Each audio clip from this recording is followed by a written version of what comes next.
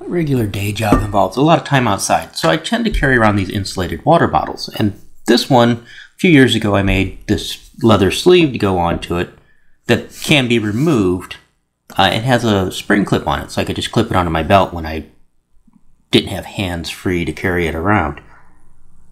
So this one I still use, but I have a newer bottle that I just picked up. It's also an insulated vacuum bottle. Not quite the same design, and I'm going to make a way to carry it around. I may or may not put a spring clip on this one, but I do want to put a handle on it because this one's just a little big to really get a good grip on, or feel like I'm getting a really good grip on while I'm carrying it around. So I wanted to stick a handle on the side of it and decorate it up some while we're at it. But while we're on this particular subject, wrapping a piece of leather around this to make a sleeve to fit it takes a little bit more than people would expect to make a pattern for. Because if you actually just take like a tailor's tape, like I carry around on a regular basis, and wrap it around, this measures 11¼ inches. Actually just a touch over 11¼ inches to wrap around. Which seems pretty straightforward. But if you start considering your different thicknesses of leather, you have to add different amounts to that. And I've kind of rigged up a little bit of a demonstration on that right here. I've got some pieces of leather that are all cut to 11¼ and I will wrap them around.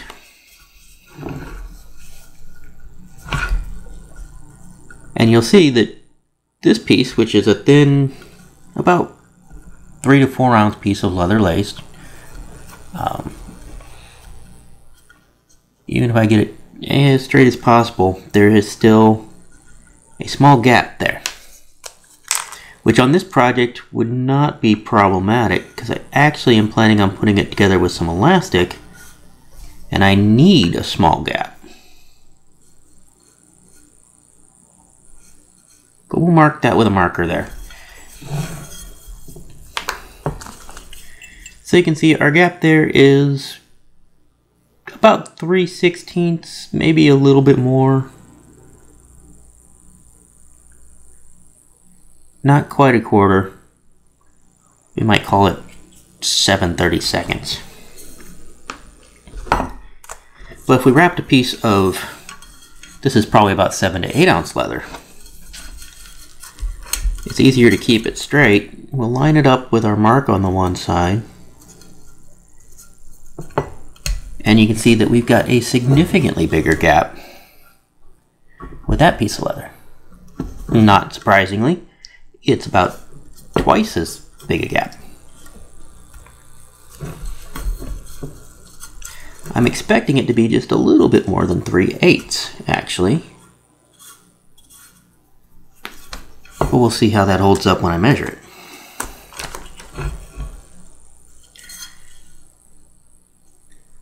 So yeah, that is right close to 3/8 of an inch on the gap on that one.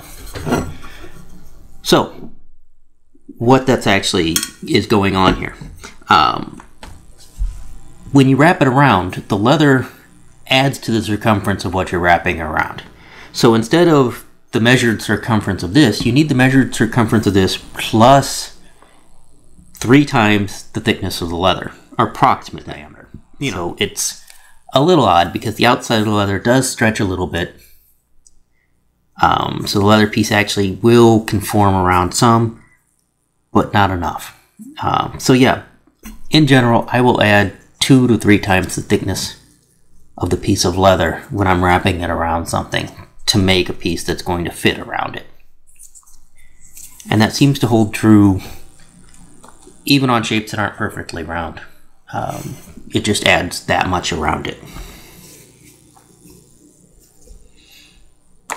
So with that out of the way, we know what size our piece needs to be depending on our piece of leather, which is actually going to be probably about 6 ounce leather.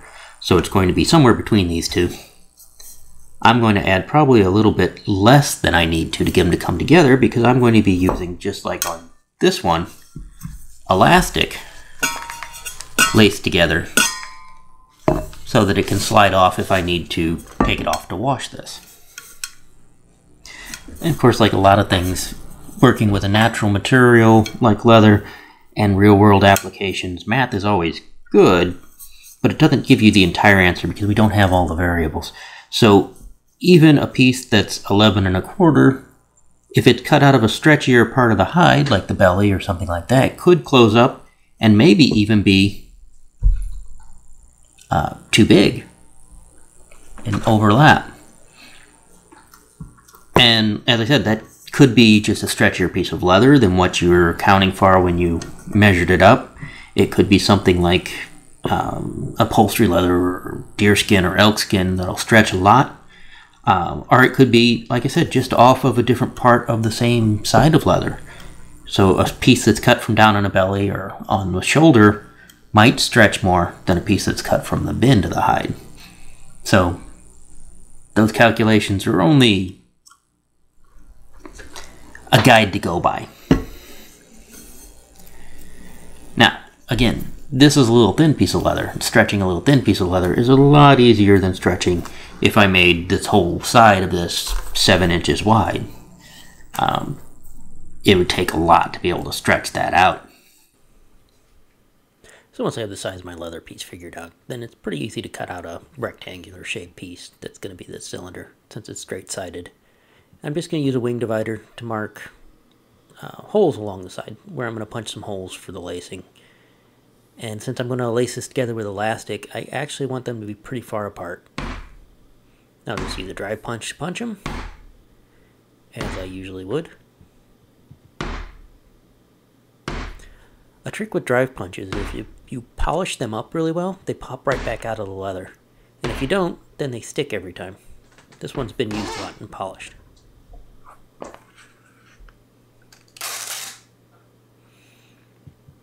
Now this is a trick that I picked up a long time ago. Leather will stretch and move sometimes when you are tooling or stamping on it and become odd shaped. So you need to stabilize it by gluing it down to something or just putting some tape on the back. Quick and easy. Then back to the wing divider, we're going to use that to mark a border around the edges. And then I'll use a craft aid stencil to put the pattern on. This is actually a special stencil that was a limited edition for 4th of July, I don't know, about 15 years ago. I'll make an entire another video about carving that eagle. The nice thing about the packing tape compared to gluing poster board on the back or something like that is that it usually peels off pretty easily.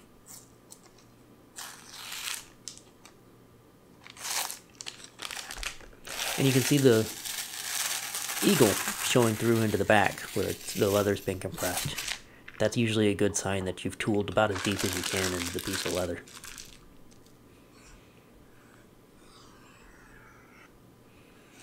We're going to finish up the edges on this by beveling them.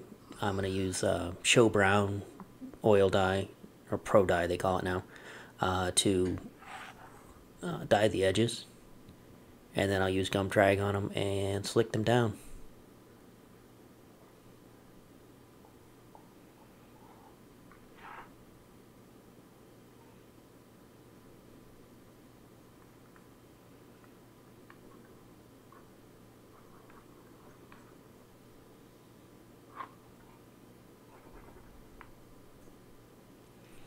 Now we get on to the handle. This handle pattern is based on one out of Stolman's How to Make, or The Art of Making Leather Cases Volume 2, I think it is. It's been changed a little bit to make this sort of dog bone handle that I use. Pretty much it is a complicated sort of little pattern. It doesn't look like it from the start, but if you want to make what's essentially a 1-inch wide strap for the center of the handle, then you've got another 1 1/8 on one side that folds in and becomes a stiffener piece, and the other side has about 1 1/4 inches sticking off of it that you'll actually skive the edge down to a feather edge, and then when you fold it over, you won't have a big lump on the back. You won't have an edge to finish back there. You'll see what I mean as I start to glue it together, or hopefully you will. But I'm just going to rough cut it out for now. and then go, once I've got the whole big chunk of leather out of the way, I can finish cutting it out.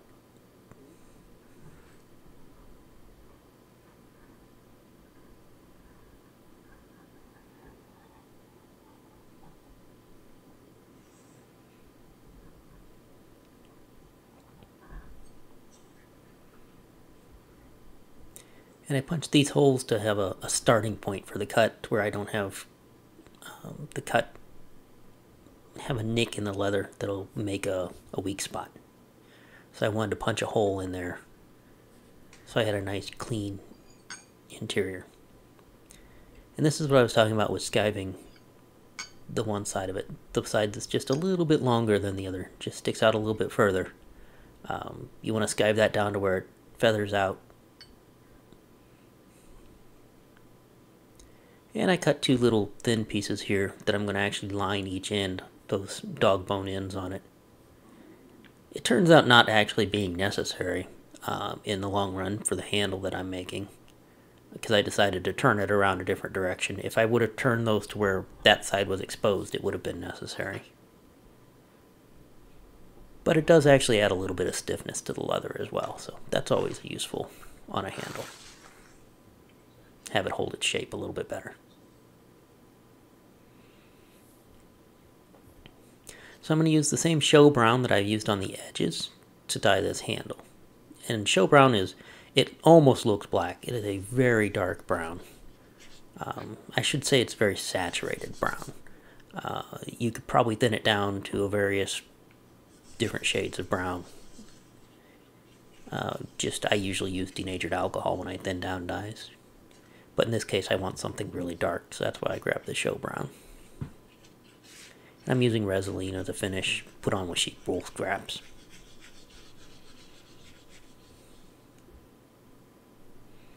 Now here's where I'm folding the handle up. As I said, the one side folds in.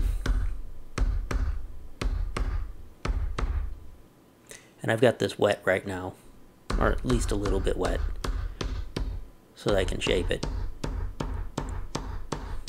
And as you can see, I'm shaping with a cobbler's hammer. So I'm just pounding on it. And then I'm going to rough up with a tool that's oddly called a rougher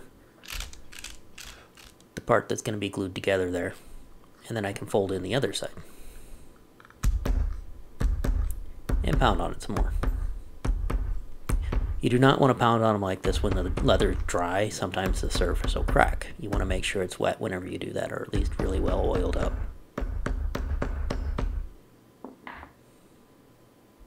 Once I got it pretty much shaped, I'm going to use Barge Cement to glue it all together. And I'm basically putting it over all the rough side, all the flesh side of that handle, and on the back of these liner pieces, so I can glue those in. As you see, the liner piece does go a little bit into the handle. It could probably be going in further than that, but that's the side piece that I found. I wasn't going to cut anything specific, I just went through my scrap bin and found a couple little pieces.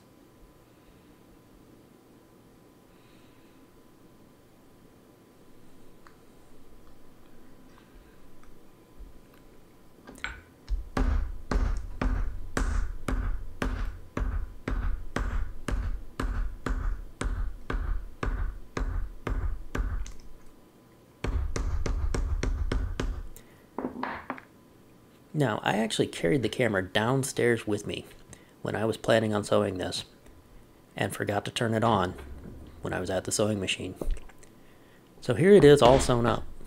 And as you can see, I just followed along the edges.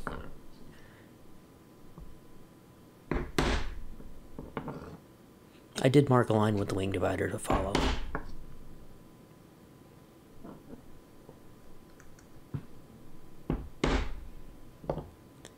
And I'm just trimming off the excess of those lining pieces that I put on there after I stitch it.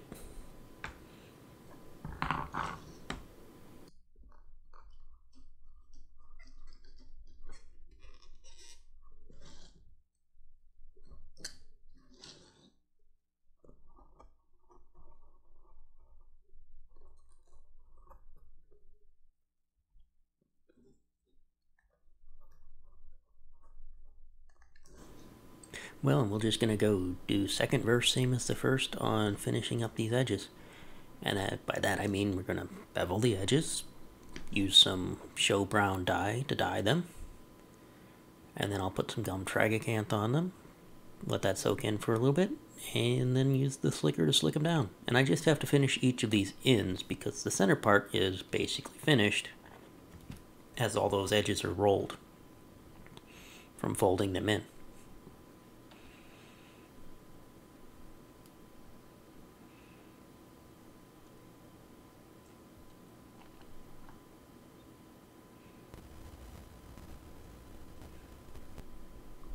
This also helps create a real nice stiff handle that'll hold its shape, since everything is basically 3 layers of leather that are stitched together, at least in the center. It's only 2 layers on each side. But then with it just a little bit wet, I can go ahead and shape it.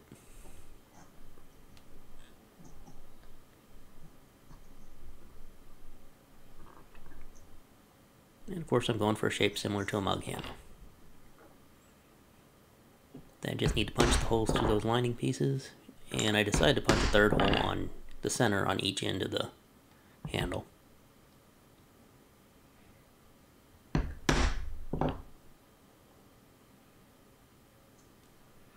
And I will then wrap this piece around the bottle to mark the holes where I'm going to rivet it on.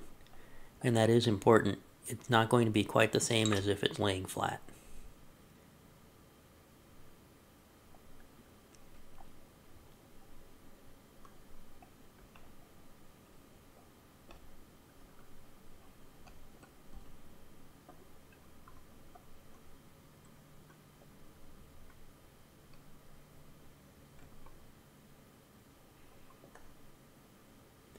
After I've got those marked, I'll go ahead and punch those holes out. And then I'll use some double cap rivets to rivet the handle on. It could be stitched on as well, or you could use other types of rivets.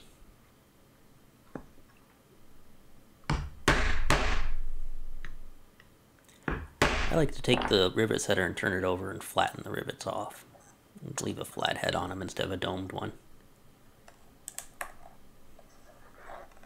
So you'll see me flip the rivet setter around after I set the rivet, and then hit it again.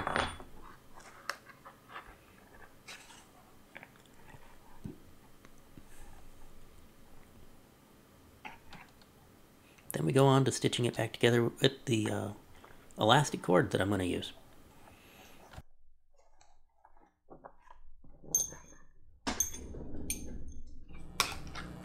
Yeah, I found some needles that'll fit on this. I was looking for old school 2-prong lacing needles, but I couldn't find any laying around because I don't usually use those. But I found some needles that are just a craft pack of needles from somewhere, and it has some of these big for like burlap or yarn or something. And I'll just use those.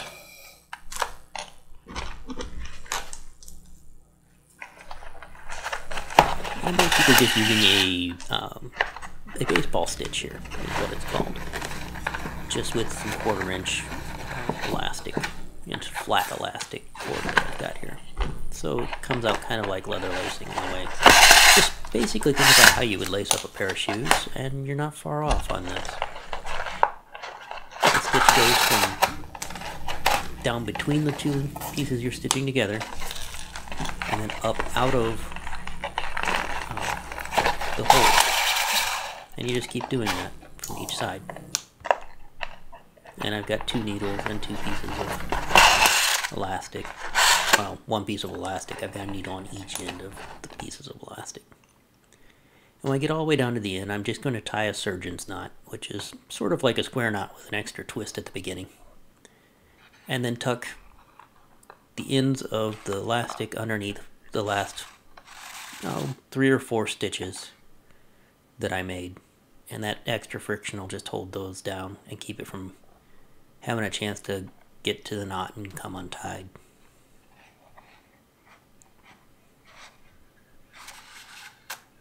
And then I just trim off the excess. And pretty much done. We just gotta stuff a bottle in it. If I got all my measurements right, there should be a little bit of a gap, about 1/4 of an inch or so between the leather pieces, 1/4 inch to 3/8 of an inch. And that'll provide some tension on the elastic so that it'll hold onto the bottle.